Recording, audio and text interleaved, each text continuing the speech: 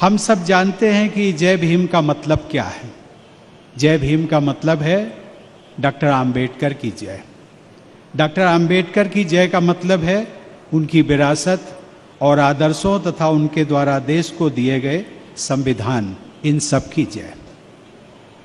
Doctor Ambedkar के नेतृत्व में बना हमारा संविधान सभी देशवासियों को समानता का मूल अधिकार देता है।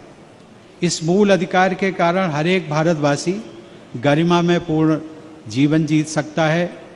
इसी संविधान द्वारा दिया गया दूसरा बहुत ही महत्वपूर्ण अधिकार है प्रत्येक व्यक्ति को मिला हुआ मतदान का अधिकार, अर्थात वोट देने का अधिकार, जो कि हमारे लोकतंत्र का आधार है।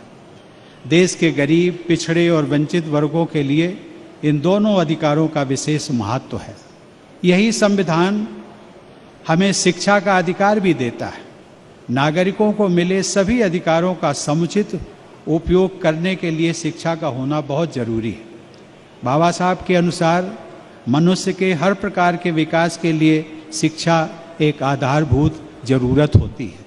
इसलिए उन्होंने इन वर्गों को जो नारा दिया था, जिसमें कहा गया था कि शिक्षित बनो, संगठित रहो और संघर्ष करो, उसमें भी हम सब देखते हैं कि बाबा साहब ने शिक्षा को ही प्राथमिकता दी थी। बाबा साहब के मुताबिक शिक्षा का अर्थ केवल किताबी ज्ञान तक ही सीमित नहीं होना था। उनका कहना था कि शिक्षा मनुष्य की प्रगति की कसौटी है। मित्रों, बाबा साहब के जीवन के बारे में जानकर सभी को, खासकर युवाओं को, बहुत प्रेरणा मिलती है।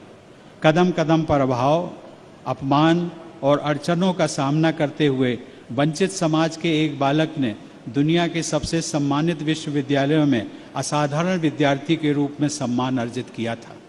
जब वे केवल 27 वर्ष के थे तब उनका एक महत्वपूर्ण लेख प्रकाशित हुआ था, जिसका नाम था small holdings in India and their remedy. उस लेख के द्वारा डॉक्टर आम्बेडकर एक अर्थशास्त्री के रूप में स्थापित हो गए थे। बाबा साहब के जीवन का एक और महत्वपूर्ण पहलू यह है कि उन्होंने अपने सार्वजनिक जीवन में सदैव अहिंसा और करुणा का मार्ग चुना। जिन मुद्दों पर बाबा साहब को आम जनता का हित दिखता था, उन मुद्दों को वो हमेशा अहिंसा के रास्ते पर चलकर आगे बढ़ाते रहे और अंततोगत्वा उन्हें सफलता भी मिली। देश की महिलाओं को संपत्ति में बराबरी का दर्जा दिलाने के लिए उन्होंने केंद्रीय मंत्रिमंडल से इस्तीफा तक दे दिया था।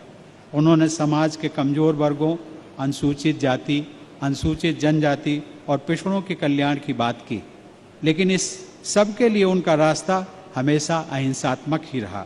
संवाद के द्वारा, चर्चा के द्वारा लोगों के सामने अपनी बात रखकर वे सहमति बनाते थे, क्योंकि बाबा साहब का मानना था कि यह देश अपना है, यहाँ के सब लोग अपने हैं और समाज के कमजोर वर्गों को न्याय दिलाने हेतु जो भी करना है वह सब सदैव अहिंसात्मक तरीकों से ही व्यापक हित में हासिल किया जा सकता है, ताकि समाज में हमेशा सौहार्द का वातावरण बना रहे। संविधान सभा में दिए गए अपने अंतिम भाषण में बाबा साहब ने कहा था कि अब हमारे पास विरोध व्यक्त करने के संवैधानिक तरीके मौजूद हैं, इसलिए हमें अराजकता से बचना चाहिए। देश की हर समस्या के बारे में, चाहे वह समस्या समाज के किसी भी वर्ग से संबंधित हो, उन सभी विचारों में वे सदैव महात्मा गौतम बुद्ध के उपदेशों का, विशेष रूप से अहिंसा एवं करुणा का अक्षरशः पालन करते रहे। बाबा साहब बहुआयामी व्यक्तित्व